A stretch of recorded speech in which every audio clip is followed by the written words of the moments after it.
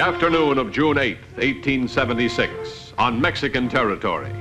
Another raid by Scatashi, another risk by Mackenzie. Mackenzie, as numerous times before, had violated the border, fully aware of the consequences if he were caught. But Scatashi had killed and plundered. He and his small band had to be stopped. Mackenzie had no choice but to rely on his secret orders. Clean up the area even if you have to cross the Rio Grande to do it. If the United States government catches you, it'll be a court-martial. If it's the Mexicans, it'll be a hanging. We're ready, Colonel. Both flanks are secure. They're cut off from their horses. Where's Conover? He's posted on the next rise, sir. Good. And they're completely pinned down. Get back to your position. Yes, sir. Scatashi! Scatashi, this is Mackenzie. I have many rifles staring at you. Tell your warriors to throw down their weapons and walk north. That way there'll be no killing. You don't have much time, Scatashi. I'm waiting for your answer.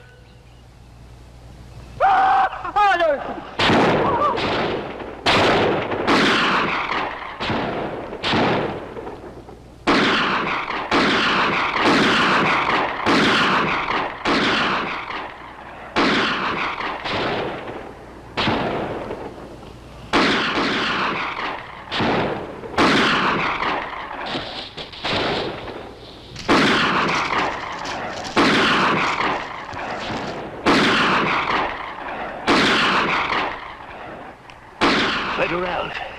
Mexican soldiers, a whole troop of them. How much time have I got? No time, Colonel. They'll be on us real soon. Want me to stay? Yeah, Charlie. Keep an eye on Scatashi for me. I'll get the troops back across the river.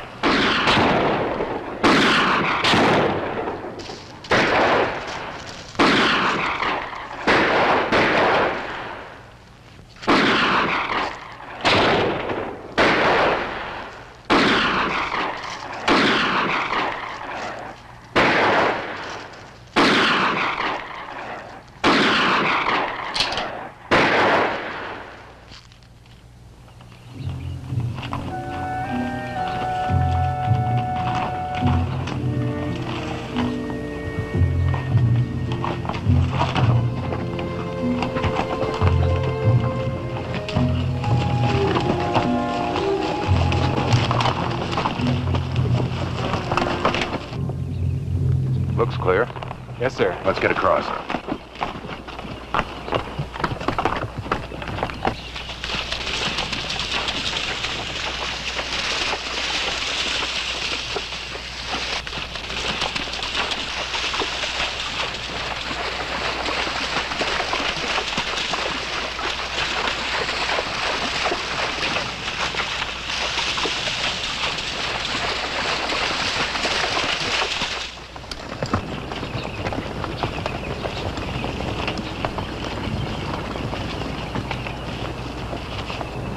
Colonel James A. Beasley, Inspector General's office.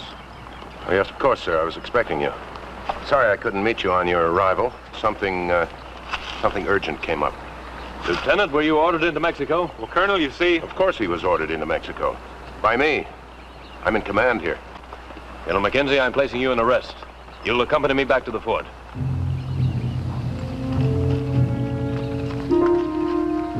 Hard to figure what a difference that miserable little river makes. Are you ready, Colonel? Ready, Colonel.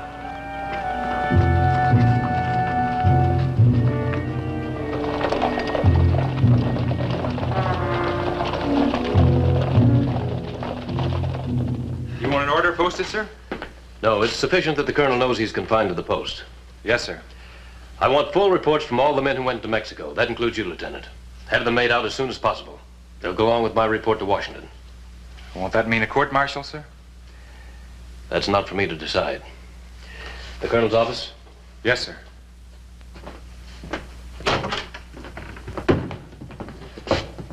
His quarters? In there, sir. Those reports are your first order of business, Lieutenant. The secret orders, by their very nature, prevented Mackenzie from using them as a defense. He could not tell Beasley or anyone else not even the court-martial officers. In the words of the Secretary of War, if you're caught, you're on your own. Come in. Oh, Colonel, please come in. It'll take a while to hear from Washington. I've assumed your command. You mean you're going to report the incident? Yes, I am. You think I can let pass the shocking disregard of a friendly nation's sovereignty that I witnessed this morning? Well, it's just that in the field, it's not always easy to do these things true blue. Maybe so. But I find it incredible that anyone could be so stupid as to risk the security of the United States. Don't you realize this is the only sensitive border we possess? That violating it could bring irreparable damage to our relations with Mexico? Scatashi is responsible for 19 killings in this territory. Then he skips back across the Rio Grande and thinks he's home free. How else would you propose dealing with him? As a veteran officer, you should know that no Indian settler or anyone else in the world is worth the grave steps you've taken. I presume you've read your general orders. I've read them. Well, you seem to have dismissed them from your mind, as if they don't apply to you, Colonel. Of course, I'll include any statement you wish to make in my report. The only statement I'd wish to make is that Scatashi must be stopped. I agree. But I have no sympathy for your actions. As an inspector, I've seen officers, even generals, disobey their orders before, but never have I encountered such flagrant violation. And by one of the model Army officers. You know, sir, you have quite a reputation as an administrative officer. And I respect that reputation. But I do wish you could see this thing a little differently. I don't understand. What other way is there to see it? Colonel, don't think for a moment I like what I have to do. I remember you well. As far back as the academy. I was 2 years behind you. Like all other underclassmen, you were the one we looked up to. You were the leading cadet. Have been an outstanding officer ever since. Your career has been brilliant. I'm genuinely sorry that I'll have a hand in the scandal that's bound to result. Yes. Yes, Colonel, a general court-martial is never a pretty thing to see. But of course, you have your duty to do. That is, unless you could reconsider the circumstances. Good day, Colonel. What are you going to do if Scatashi strikes again? I'll try to stop him within the limits of the law.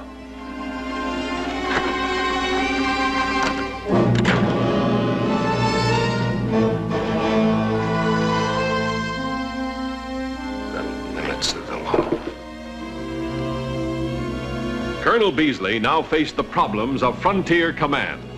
The overburdened 4th Cavalry was stretched thin to patrol 1,500 desolate miles. Finally, Scout Conover returned from Mexico with word of Scatashi. Charlie? Say, is the colonel in? Which one? Well, Mackenzie. Who else? Colonel James J. Beasley. Inspector General's office. He's in command now. In command? Do you mean that they shipped Mackenzie? He's in his quarters. He's confined to the post, under arrest. Under arrest? Oh, you're joshing me, ain't you, Lieutenant? Colonel Beasley caught us crossing the river. Oh, that is trouble, ain't it? The worst kind. Probably means a court-martial. You mean that's what this fella Beasley is going to recommend? Well, he doesn't have to. Washington won't have any alternative. Well, what does Mackenzie say about all this? Nothing. There's not much you can say. It'll wreck him. No, he's been in worse trouble than that. No, he hasn't. The Army's not just his career, it's his life. They might as well kill him as hand him a court-martial. Ain't there nothing you can do about this? I install the reports. That's about all. Colonel Beasley doesn't bend easy. Say, is he in the colonel's office right now?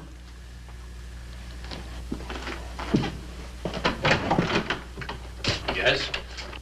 I'm your chief scout. Oh, you're Conover. Well, I didn't realize we had to have our scouts living undercover in Bracketville. Well, how else are you going to bring things to light? Well, that's true. Now then, about Scatashi. Now, just a minute, Colonel. Before we start talking about Scatashi, how about Mackenzie?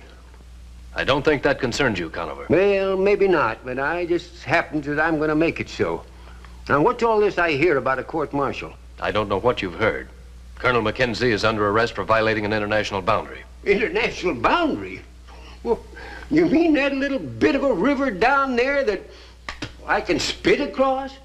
Why, shucks, Colonel, everybody used that river. I don't see why Mackenzie shouldn't. Conover, it's useless for us to discuss this. Why, it's useless for us to try and whip them bandits if we can't use that river. We're going to do the best we can. Well, the best ain't good enough in this case. Why, Colonel, when they find out that we ain't going to use that river, there's going to be the biggest commotion that you ever seen in your life. The United States Army is equipped to administer law and order. I admit to that, but most of the time the law and order is done on the other side of the river. Well, according to these reports, things are not half as bad as you make out. Yeah, well, they used to be. Of course, Mackenzie, he's cleaned up this territory, this area here an awful lot. But he didn't do it by just standing and looking at that river. You mean this is not the first time he's crossed the Rio Grande? Why, Colonel, how do you suppose we catch them murderers? Well, that makes it even worse. Worse? Well, I didn't come here to make it no worse.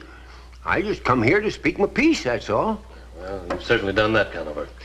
I'll expect this information included in your report. Report? Oh, shucks, I ain't gonna make out no report. You're a United States scout assigned to Fort Clark. You're under my command. All right then, Colonel. Since you're my new boss, you'll want to know that, in my opinion, Scatashi will begin this afternoon.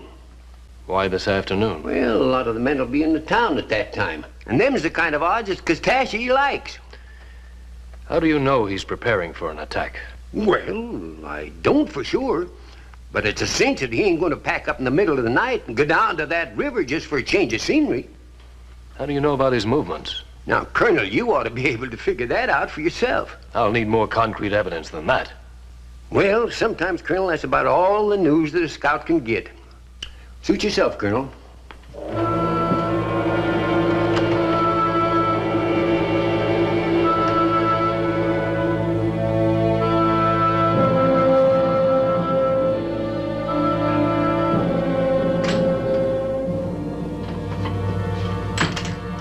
Hello, Colonel. Hello, Lieutenant. Is he in? Yes, sir. Thanks. Come in.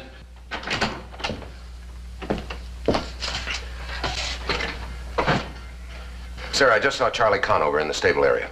So? If he says Skatashi's going to attack, he's going to attack. He said in his opinion, Colonel. Conover's opinion is only the most valuable opinion in this territory. Please, sir, let me take a troop after him. That's impossible. You're confined to the post. Believe me, I know what I'm talking about. Listen to Conover. Follow up his report with as many troops as you can muster.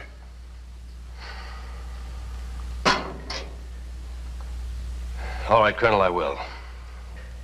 I've never lost respect for your experience in the field. Thank you, sir.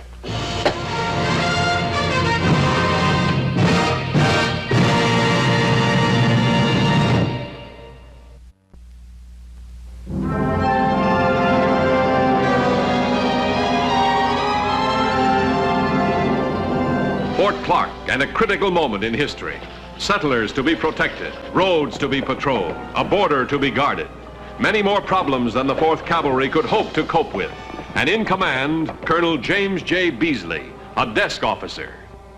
Colonel Beasley, by his arrest of Mackenzie, had forced himself into a command position. Mackenzie's only hope for the continuance of his Army career now rested with Colonel Beasley. And of course, from their position on the river, I figure they're headed toward the settlement, see? Lieutenant, I'd like to have a word with the troop before we move out. They're here, sir. You must have misunderstood me, Lieutenant. This is not nearly enough men. I understand that, sir. These are the only men available. Lieutenant, there are over 200 men assigned to Fort Clark. I can read you the duty roster, sir.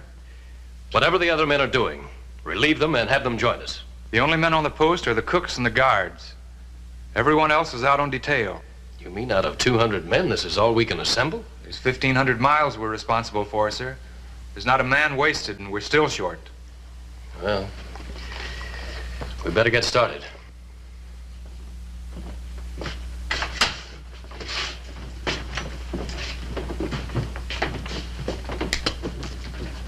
Colonel Beasley took Conover's advice and rode out to the settlement in hopes of surprising the renegade Skittashi.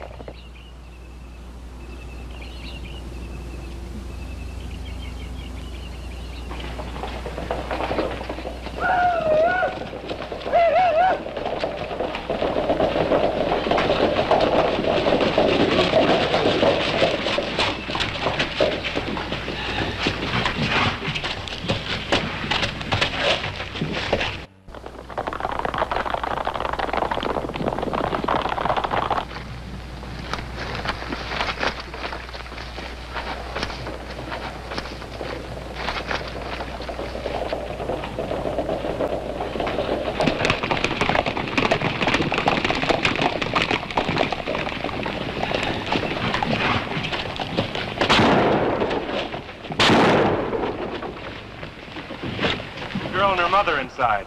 Well, the mother will be all right. Little girl's dead. Can we cut them off at the river? Well, they've got a good start, but we can try. Leave a trooper with the mother. Come on, let's go.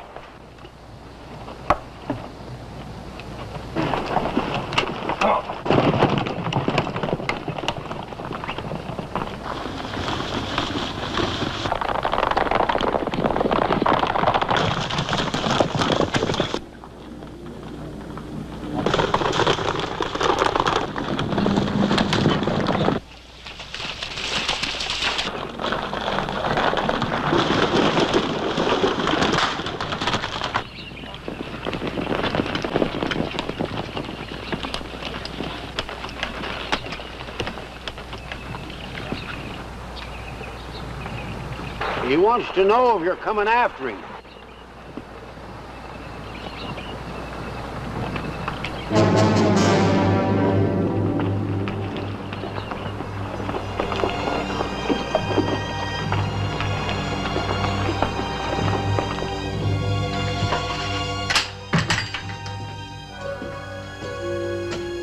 Yes, sir.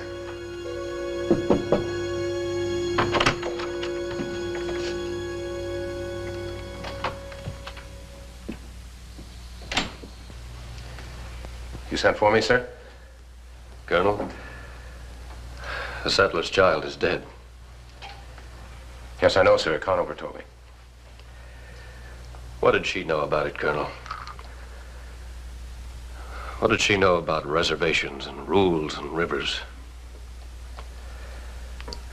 All she knew was this doll. I could never stomach death. I guess that's why I'm an administrator. Only 4 troopers. Well, I guess that's the way it is all over the West, sir. I imagine so. It's hard to believe. Hard to believe such a situation exists. You know, my daughter has a doll like this. Was the little girl the only one killed today, sir? Yes, the only one. But that's the same as 1,000, isn't it? I suppose it is, sir, if you look at it that way. He just stood there across the river, staring, waiting. I'm sure the men didn't understand why I didn't go after him. They understood, sir. I doubt if they liked it, but they understood. I didn't like turning back either. But what are you supposed to do? An officer lives by hard and fast rules. Sometimes, sir, an officer finds that those rules don't always apply. But they have to. Yes, sir. Meantime, Skittashi is still free. You'll have more men soon. But well, where will he get them? From the reservation. They'll hear about his success. They'll grow confident. They'll come and join him. So the longer the situation persists, the more disastrous it becomes. Exactly. Today, he's a renegade. Tomorrow, he may overrun the whole territory. Colonel, what would you do if I gave you back your command? I'd find Skittashi's position and I'd wipe him out. Wherever the position may be? Wherever the position may be. All right, Colonel. The command is yours. No, about 4 miles down the road by the crossing. How many men? Oh, he's still got the same handful. I don't know how long they'll be there, Shucks. He moves around an awful lot. Yeah, that's Skitashi. We caught him sitting still once. He's not going to let it happen again. Lieutenant Paxson. Yes, sir. Assemble a troop. Full fighting gear. They've been standing by since Charlie rode in, sir. Good. Colonel, I'd like to go with you. Well, we need all the help we can get. Happy to have you with us, sir. What's that? The colonel's report, sir. When does the courier leave? Not until Saturday, sir. There'll be plenty of time to take care of this when we get back. Yes, sir. Ready, Colonel? Ready, Colonel.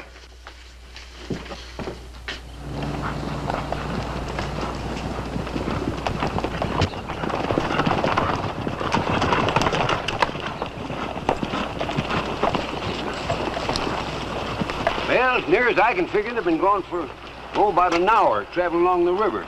What about federales? Well, I think we're all right there. We've been 2 hours on Mexican soil. Well, there's not much risk as long as we stick this close to the river. Won't Skitashi move south if he finds out we're after him? Let's hope he doesn't. I never did like the idea of a Mexican rope around my neck.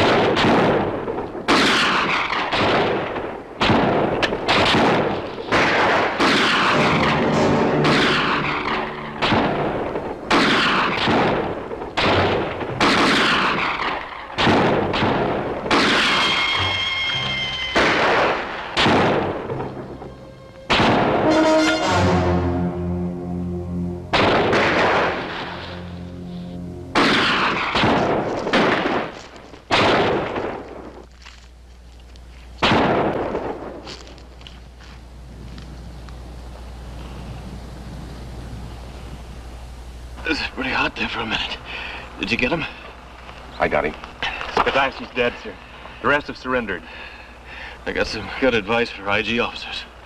Stay behind the desk. Sorry to cause you so much trouble. That's our job. My job. Those reports, Colonel. I'll send them on to Washington. No, you won't. Tear them up, Colonel. There.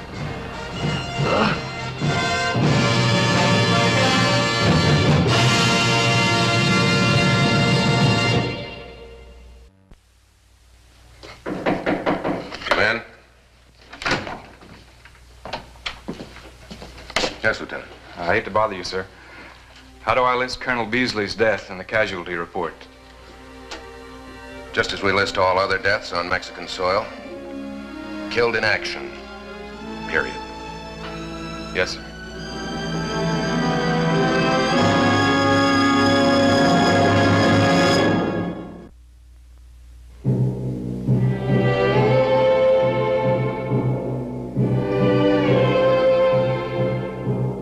Southwest Texas, 1873. Harsh, violent, punishing country.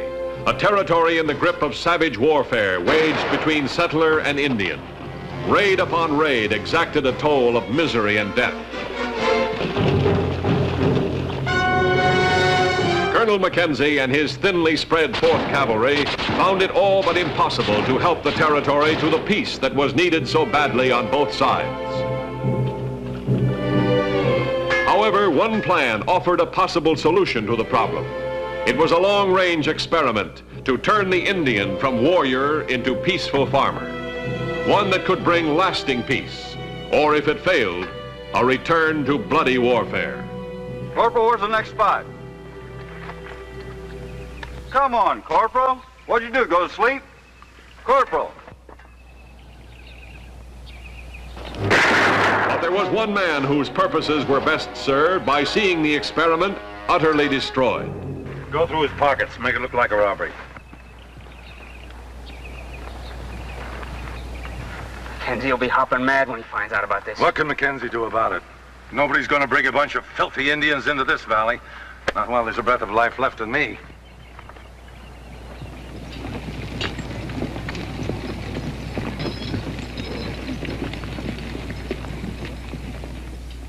And so, Chief Seneco, if your people succeed, it'll be an example for other tribes.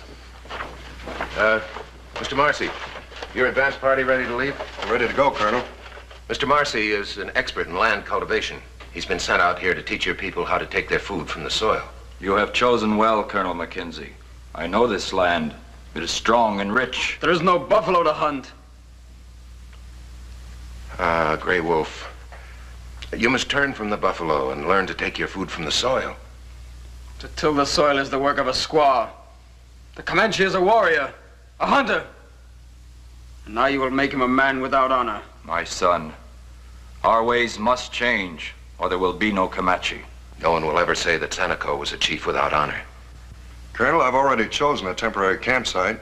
Plenty of water. We can start plowing our fields north of there. I'll leave all the technical details in your hands, Mr. Marcy. Just get started as soon as you can. The rest of the tribe will be arriving within the week. Oh, and when Commissioner Cameron comes out, he'll want to come out and take a look around, too.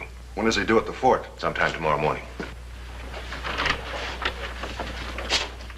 Mackenzie wishes his friend success.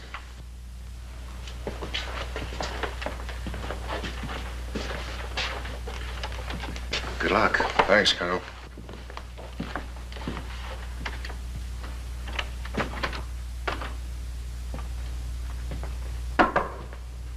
Come in.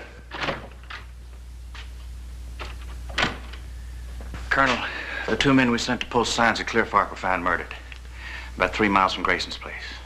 Ramsey and Hall? Yeah, they must have been jumped for their money. They were stripped clean. Sometimes I wonder if the world is based on reason or on madness. All right, get our horses.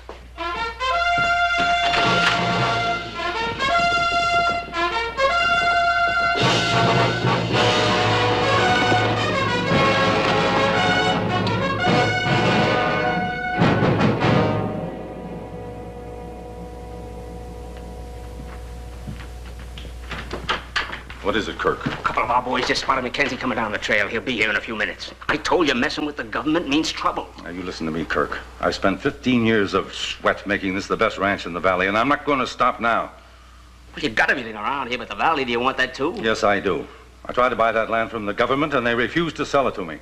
Well, maybe you'll be able to make a deal now. A deal with who? A bunch of redskins playing farmer? The river runs right through that valley onto my spread, and they'll be using it for irrigation.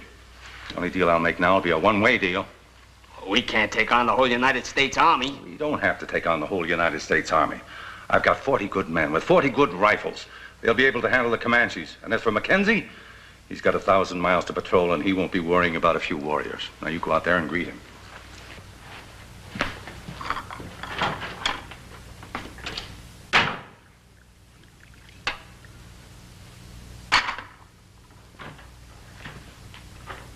Hello, Colonel. Come in. Thank you. Won't you sit down? Thank you.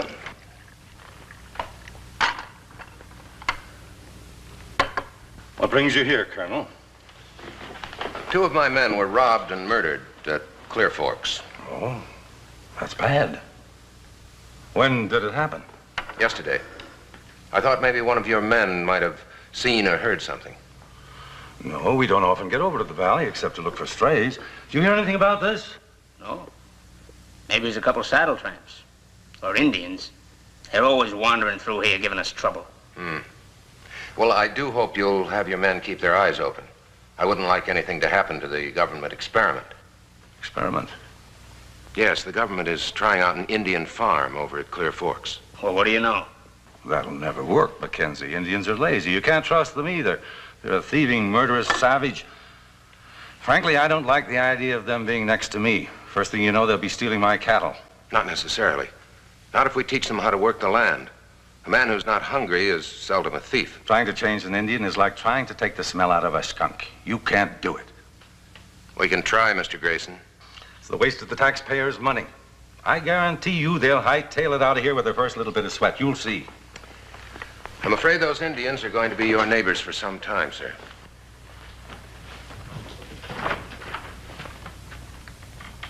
And I'll expect your cooperation.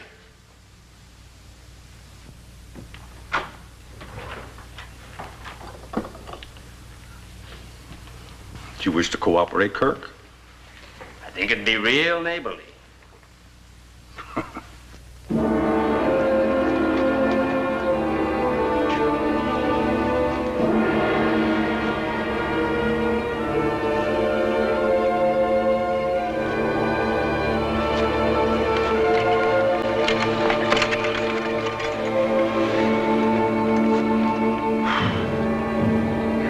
Now that's the way it's done. Now you try it, Gray Wolf. Remember, straight and steady.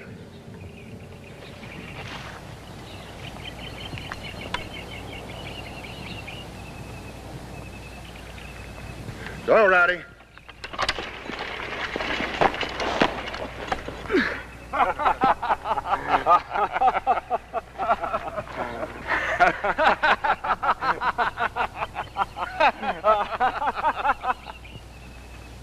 Let him plow nice, neat rows. And tonight we'll do the planting. Dynamite, a new word, a new force. It could help man carve a nation from the wilderness, or in the wrong hands, destroy him. You must learn well. You will have to teach the others. A Comanche was meant to ride a horse, not to follow behind one in the dirt. When I taught you to use the bow, you did not master that the first day either.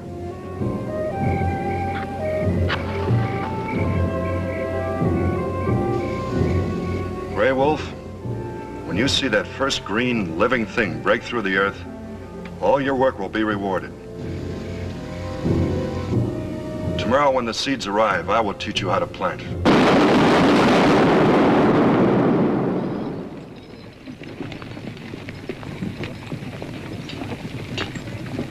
The seed and supply wagon you sent out this morning represents an investment of $2,890. We estimate it will cost us 50 cents per diem per Indian to keep them going until the first crop.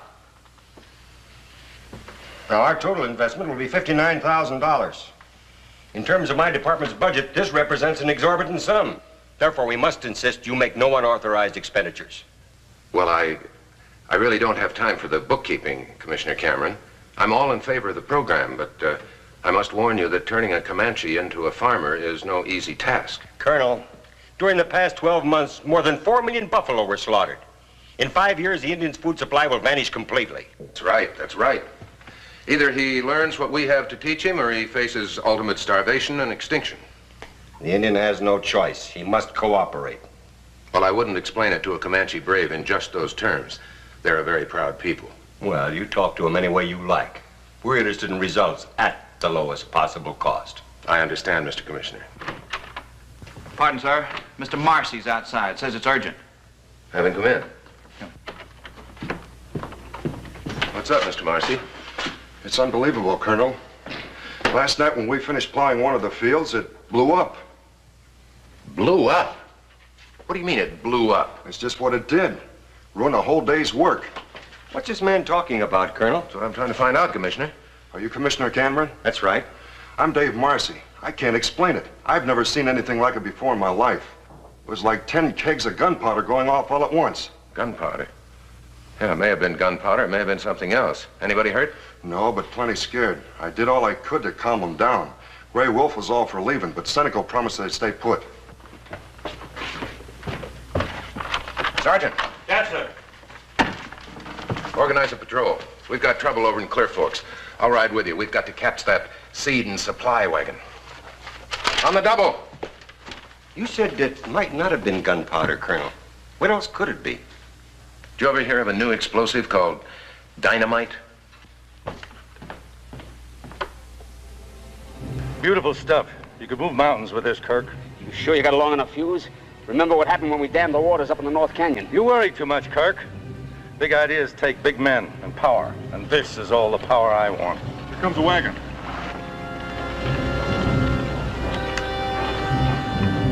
Throw it!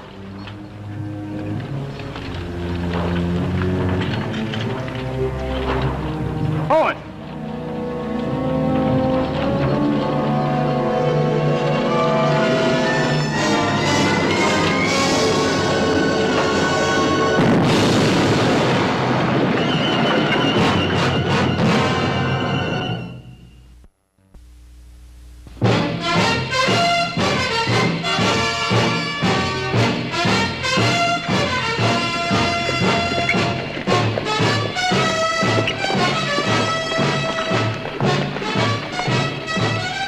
Mackenzie's orders: clean up the Southwest at all costs, make the territory safe, help to settle the Comanche in Clear Forks, see that they are taught how to farm.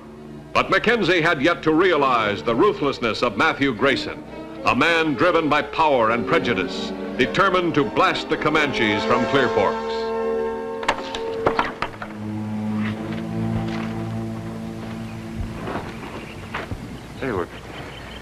They were blown off the face of the earth.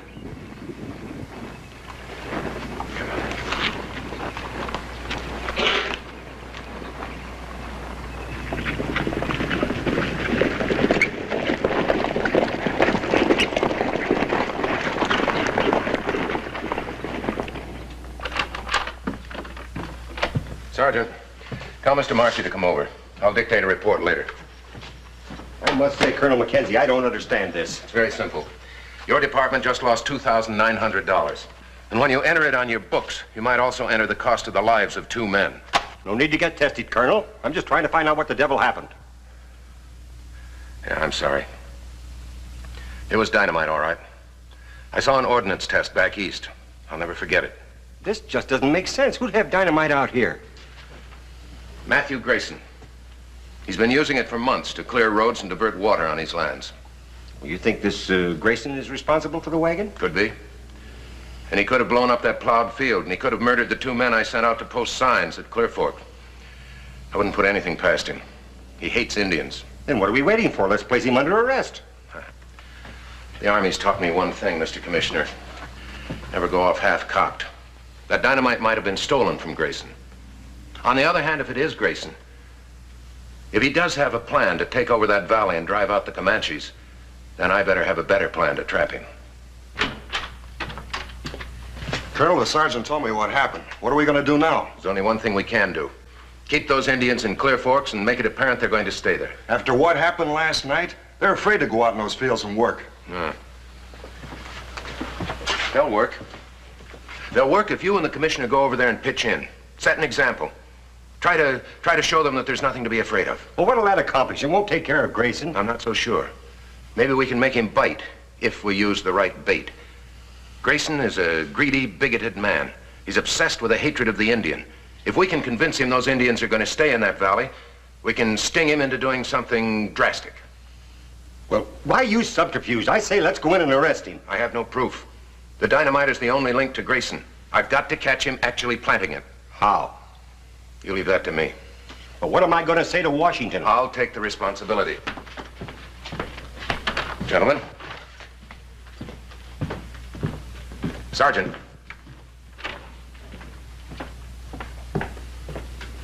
Yes, sir? Sergeant, have a detail of men ready to leave for Clear Forks at sundown. We're going to move into that valley under cover of night, on foot. The men are to be deployed around the plowed field and the camp.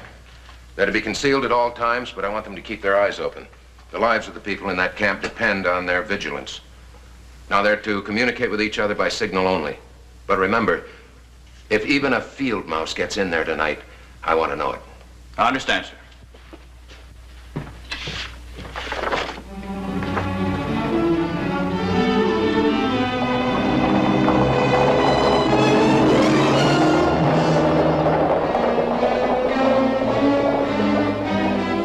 To all outward appearances, the farm experiment continued normally. However, the area was now sealed off by Colonel Mackenzie and his raiders, a small group of highly trained specialists, experts in the art of violence, whose duties were dangerous, whose orders were secret.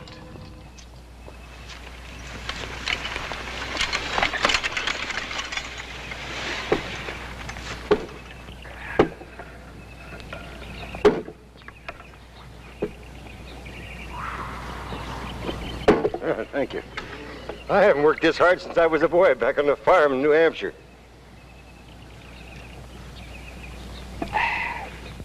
Now, when the Indians leave the valley, we'll bring in our men and go to work on the headwaters. If we blast here, in this narrow spot, and build a dam, we'll have a controlled flow from the watershed. Kirk, when I take over Clear Forks, you can stand on the highest ridge and see nothing but my land, no matter which way you turn. The Indians left? No. 2 men came in, and the Indians pitched camp again. Now they're back out plowing the fields. Look like they're going to stay. What? I don't know what's going on. I knew it. Well, we let them break their backs. A little dynamite placed in the right spot, perhaps on the slope overlooking their camp, will bring down half the mountainside. We'll bury them all with one clean sweep. Oak, get a case of dynamite and put it in the cave near the headwaters. We'll work out of there.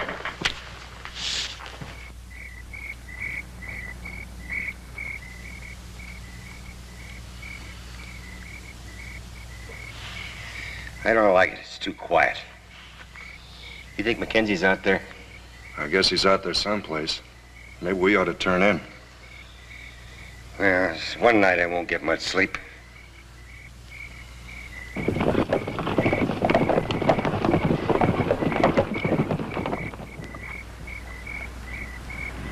How long we been here now, Sergeant? 2 hours and 45 minutes, sir. Yeah.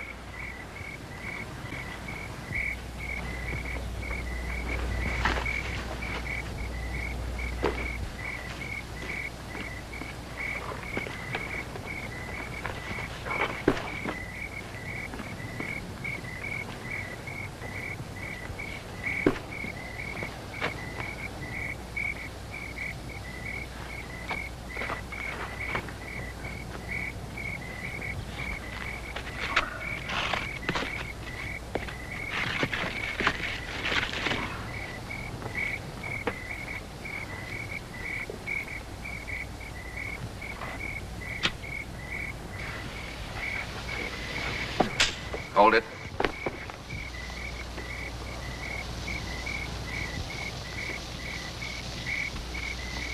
What do you want? I'll answer the questions. What are you doing here? Grayson sent you, didn't he? To blow up the camp. Look, if you want to question me, let's go somewhere else. You're not going anywhere. You're gonna stay right here. If that dynamite goes up, you go up too. All right, men. Take cover, but keep him in your sights. No, please, don't leave me here. You haven't got much choice, mister. Take one step and you'll die by my rifles. Stay here and you'll die by your own dynamite. It's Grayson's dynamite. Where is he? Up there in a cave. Will you take us to him? Yes, anything. As long as we can get out of here before it's too late. Sergeant.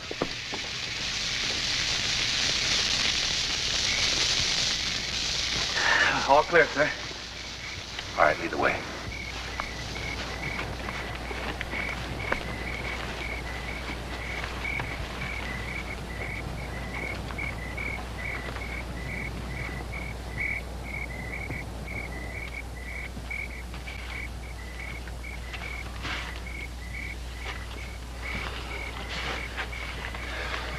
Why don't you sit down? Well, what's keeping him so long?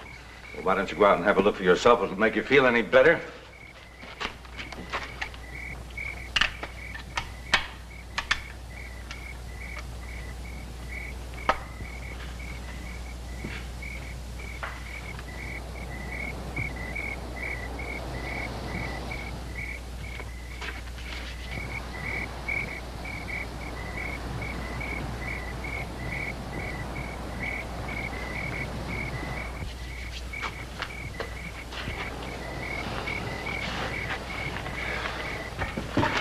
See anything? No.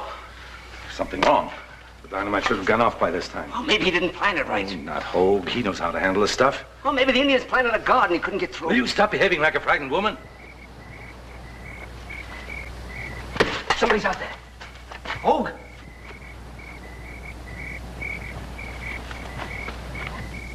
There's nobody out there. I tell you, I heard something. Grayson, you're trapped. You're bottled up. Come on out. Give me the rifle.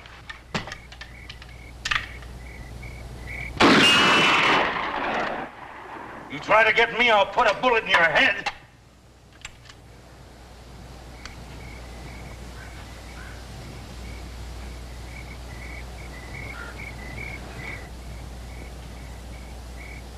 Grayson? What are we gonna do? They'll wait us out. I'll take care of them. Grayson, this is Mackenzie. We've got your man, now we're taking you. Come on out.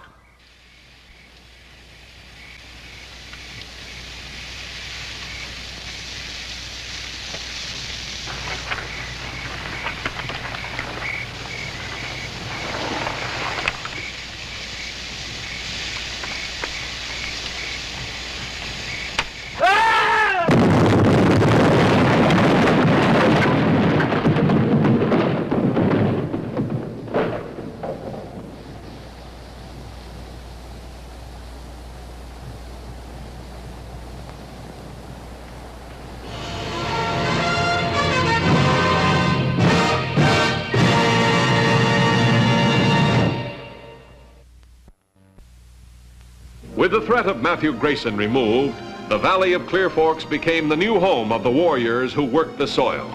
And for Mackenzie, another step toward helping the territory grow. And you will be pleased to learn, Commissioner Cameron... No, strike that, Commissioner Cameron. You'll be pleased to learn that the Indians are already planning to double their acreage for next year. You got that? Yes. Now, final paragraph.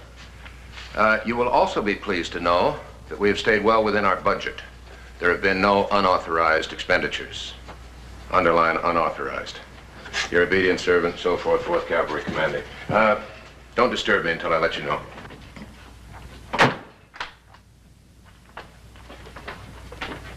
Hey, wait a minute. You can't go in there. We wish to see the Colonel. I'm sorry, the Colonel can't be disturbed. I told you I didn't want to be disturbed. What's this commotion? They insisted, sir.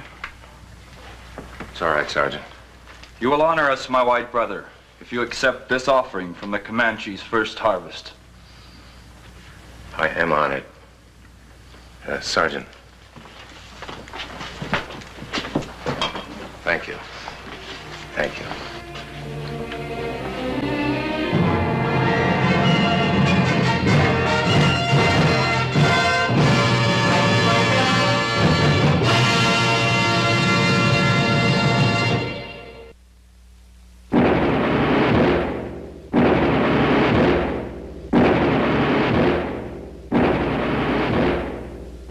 West Texas, close to the Rio Grande, fall 1877.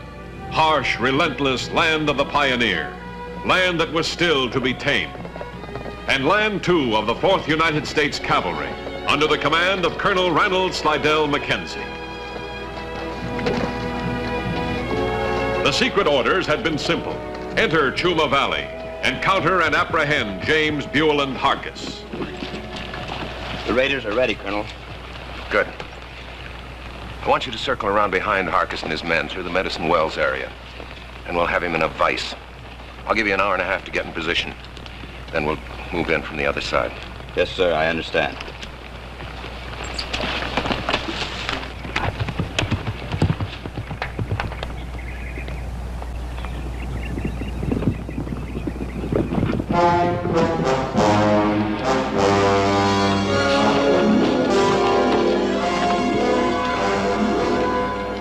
The plan had been simple. 2 units of Mackenzie's raiders would attack simultaneously from opposite sides. But again, Harkis had been alerted. He was escaping. Too far away to be of assistance were the other raiders. It was left to Mackenzie to complete the capture. To do this meant crossing the Rio Grande and violating Mexican sovereignty, for it was in Mexico Harkis sought his escape. It was there he believed he was safe from pursuit. It was there, scant hours later, he was being tracked to Earth.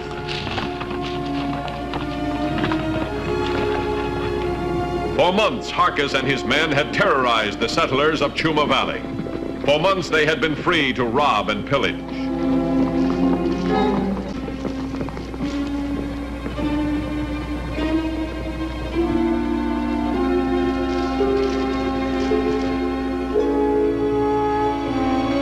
Come on, man, let's go.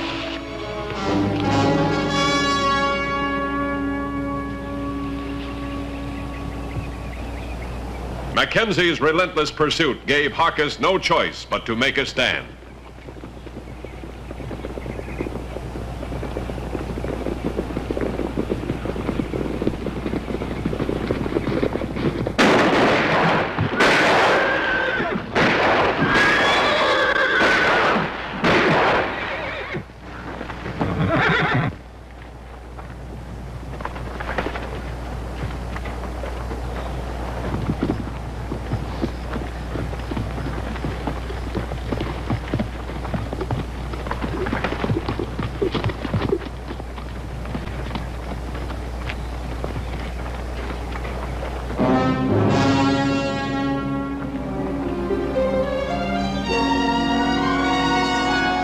So death came to these men of Fort Clark. The report of a Federalist patrol sent Harkis and his men back across the Rio Grande to safety. But fate had decreed that Ranald Mackenzie would survive this carnage to fight again.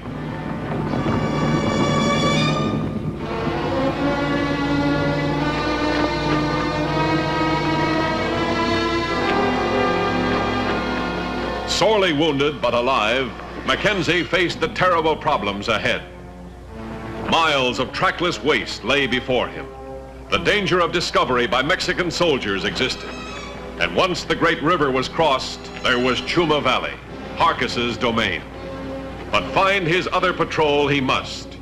Then one man, Harkis, must be made to pay.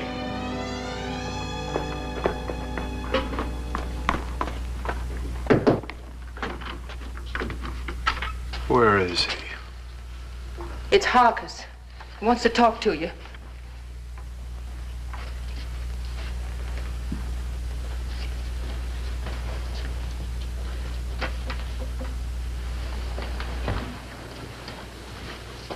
You can tell your friends it didn't work. I didn't have nothing to do with it, Mr. Harkis. But you knew about it, and you didn't say anything. Mr. Harkis, please. You made your choice. You stick with it. I didn't make any choice. Nobody told me nothing. I just thought it was talk. Well, this ain't just talk. You tell him from me that Mackenzie and his soldiers are dead. I'm back in Chuma Valley, back to stay. Everything is just as it was, and if you and your friends don't like it, you can move out. Your land won't be vacant long. Please, Mr. Harkis, I didn't have anything to do with the soldiers coming.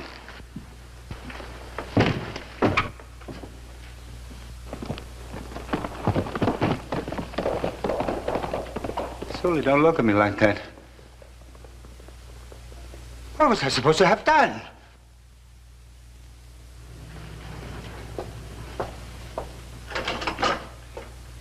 What can one man do against him?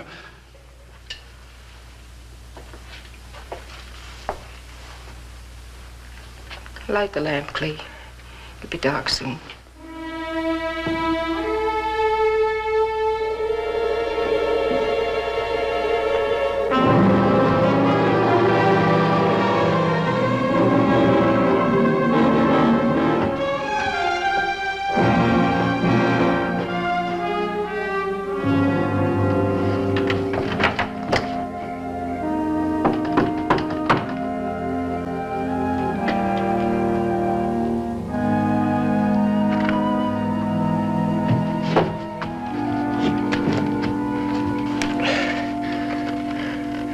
I need help.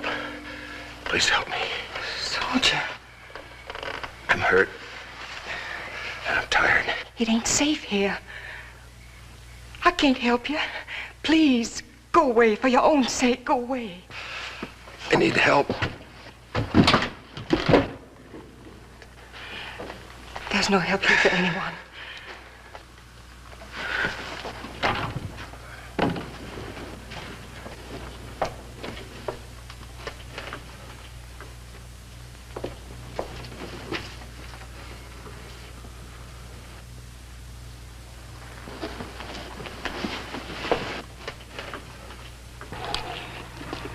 an officer. Maybe Mackenzie herself. Mackenzie's dead. Harkus said so. But don't you see, no matter who it is, if I tell Harkus... But you wouldn't tell Harkus.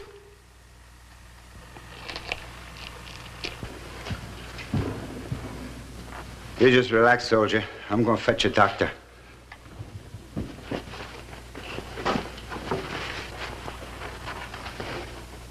Be back directly, soldier.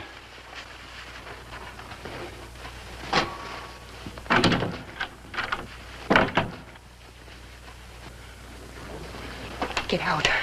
Get out while there's still time. Doctor's coming. There is no doctor in Chuma Valley. Do you understand? He's gone back to get Harkus. He's gone to bring Harkus back to kill you. He figures he can save our land by turning you over to him. Please, please, there's nothing you can do. Just go and hurry. Yeah. Thank you. I'm sorry.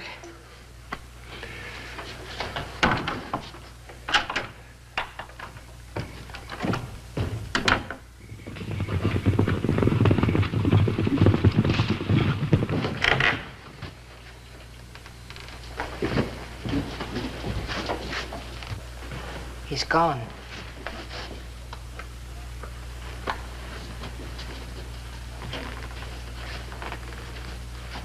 Was it Mackenzie? I don't know.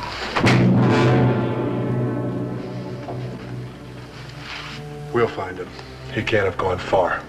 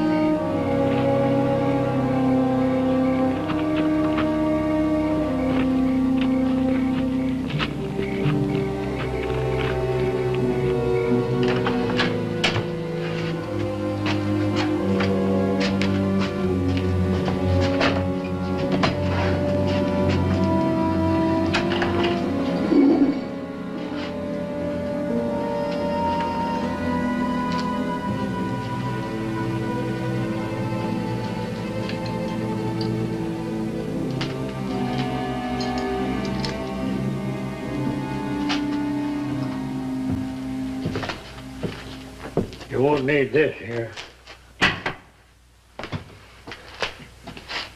My name is Mackenzie. Yes? And my name is Albert Penn. You don't seem to understand. Somebody's looking for me. I do understand. That's the way in this land. The hunter and the hunted. But in this case, the hunter is James Buland Harkus. Who else in Chuma Valley? You're not afraid of him? Very much. But I'm an old man, and I have learned to live with many things. I can live with fear. If I can get this shoulder fixed, I've got a patrol somewhere in this valley. It'll take a steadier hand than I have to fix that shoulder. Have you seen a cavalry patrol? At least the bleeding stopped. No, I haven't seen them. But John Leonard said he saw some shoulders this morning, a few miles east of here. There's another cavalry post within miles. They must be from Fort Clark. I've got to find them. In your condition? In the dark? That bullet scraping against the bone. It's got to come out. And soon. Right now. Get a knife. I told you I can't do it, son. It's not fear this time, but age. If I dug for that piece of lead, you might never use that arm again. Get a knife. I'll dig it out myself. That's for storybooks. No man could. Harkus? Who else at this hour? Come. Through the woods. You may be able to lose him that way.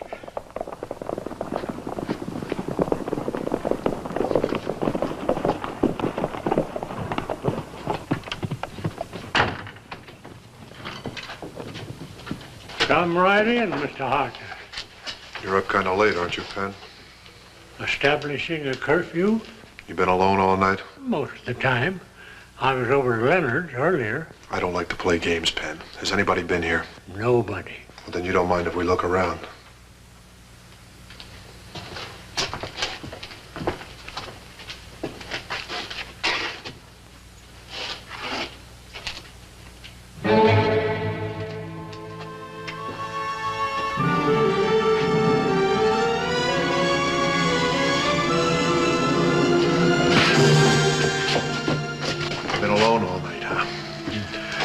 One of you started carrying a cavalry pistol.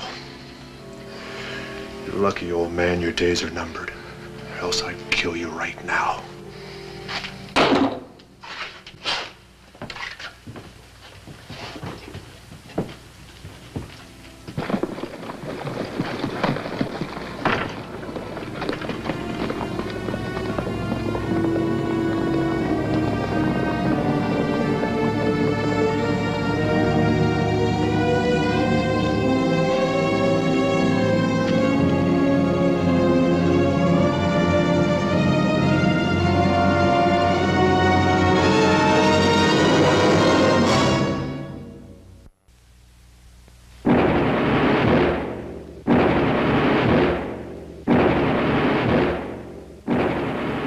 Morning in Chuma Valley, country of the oppressed.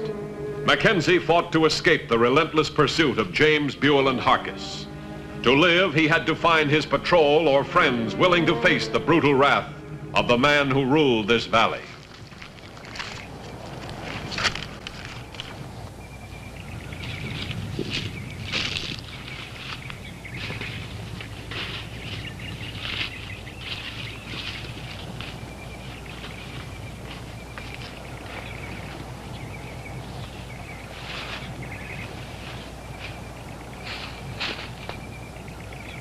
Don't turn around or I'll shoot. Now, drop the rifle. Now walk ahead, slowly.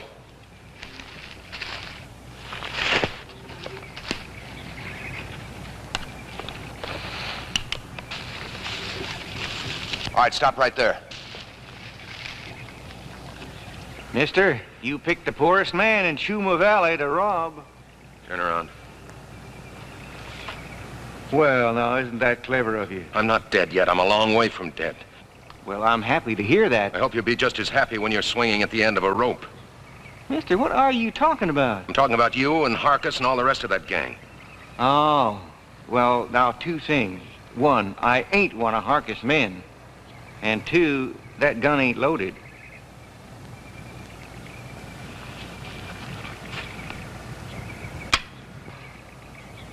Spent my last shell on a deer. Missed him, too.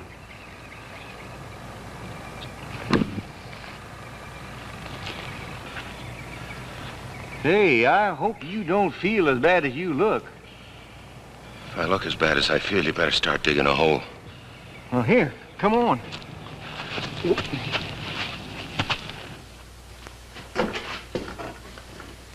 Keeps cool down the well. How you feeling? I don't know yet. There.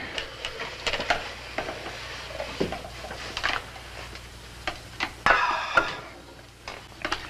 guess I'm supposed to say I needed that. Well, I can't speak for you, Colonel, but I know that I sure do.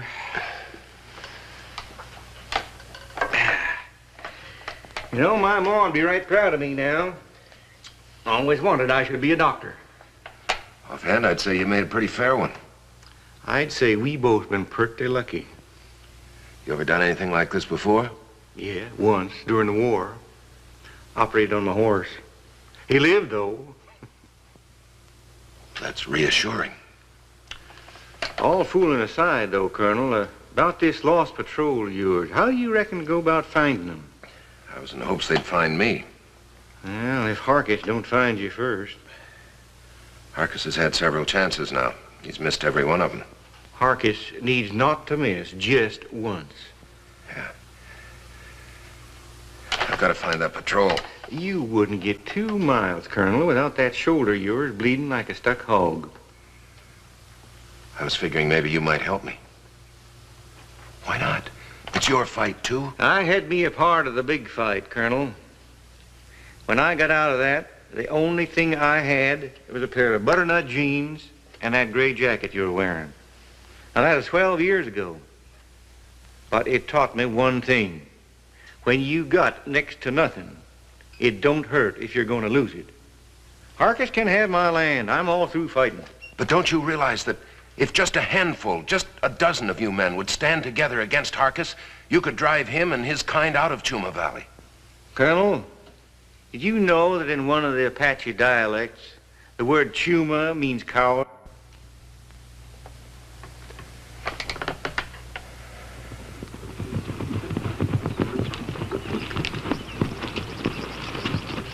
There aren't too many places left. You two head north. Check the Brownfield Ranch and Jay Lawrence's farm. If you don't find that soldier in 3 hours, meet me at Chad Curlin's.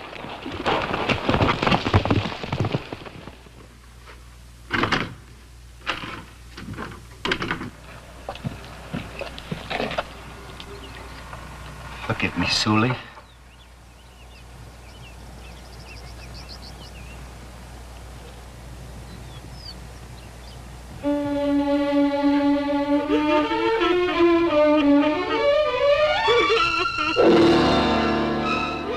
Mackenzie's very presence in Chuma Valley was bringing courage back to its people. There was still a chance with their aid to end the terror of James Harkus.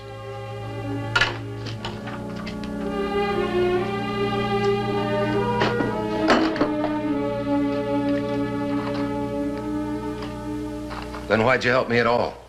Why'd you take the chance on Harkus finding me here? Colonel, remember I said get next to nothing? Well, I meant it. It ain't worth it. But you gotta have some place to bed down. This here's as good as any. If you and them soldiers can get rid of Harkus, that's fine with me. Oh, I see.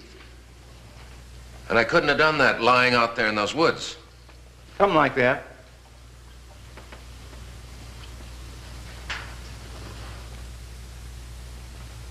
No use saying what you're thinking, Colonel. It's been 12 years, and it's all being said before. I'm sure it has. I'm just wondering what you'd do right now if Harkus rode up. It's been 12 years, Colonel.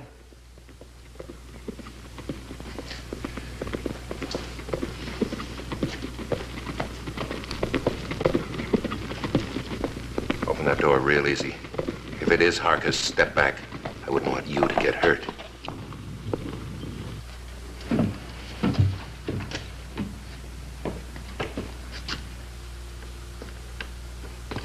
I've ridden half the valley looking for Harkus. Chad, you've got to help me. Colonel Mackenzie was at my place. Thank heavens you're alive. You'll help us, won't you?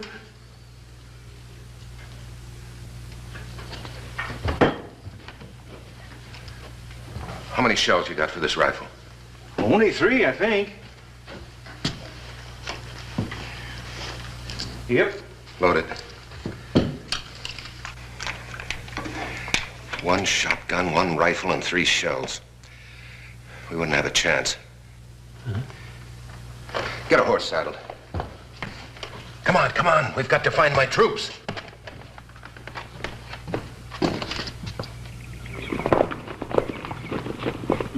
I've been waiting for you, Harkus. I saw you heading this way from the ridge. Why did you hit Sully? I can't see Harkus. He's around the other side of the house. Put that gun down and go home, Tolman. I won't. I'm gonna kill you. Go inside and get Curl. Let him come in. I'll keep him covered. You get his weapon.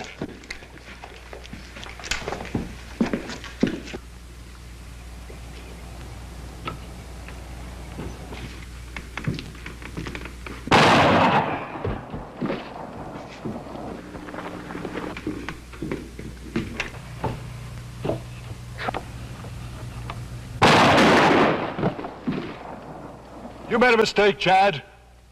Mackenzie, are you in there too? I did make a mistake. You reckon it's too late, Colonel? No, Chad. It's not too late. Cover me.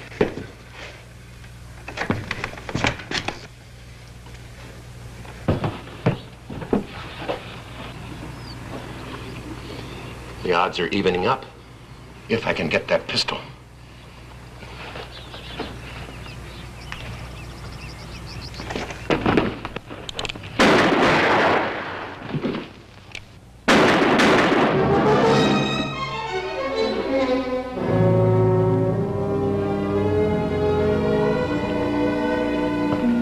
Mr. Penn. You all right, Mr. Penn? Yeah. He just winged me. Did you get him? I got him. We did it, Colonel. We did it. Like you said, didn't even take a dozen of us.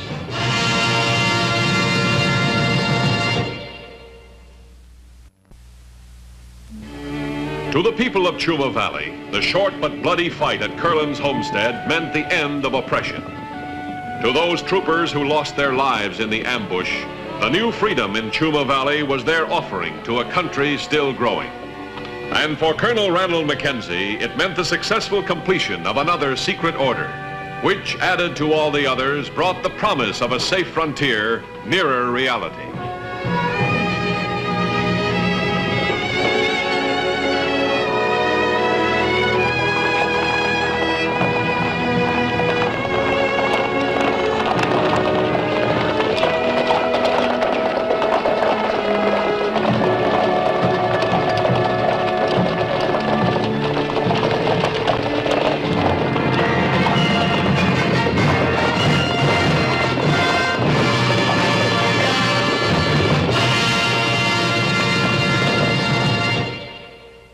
You don't see it, they don't see it, and they never will. I'm leaving this note for those in the past. Maybe someone will hear me and change what's to come. There was a time when people connected by touch. A glance could speak, and silence could say everything. But then, communication was sacrificed to the screen. Everyone was connected, but no one ever truly touched. We filtered out hunger. We silenced the truth. The algorithm told us what to see, and we never questioned it. Those passing by wearing AR glasses see them as a blur and ignore them. Please help me. Please help, help, help.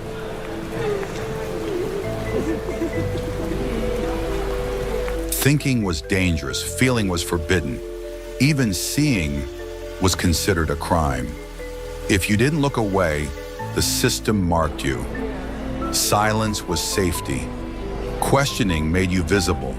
And in this world, being visible meant walking the line between life and death.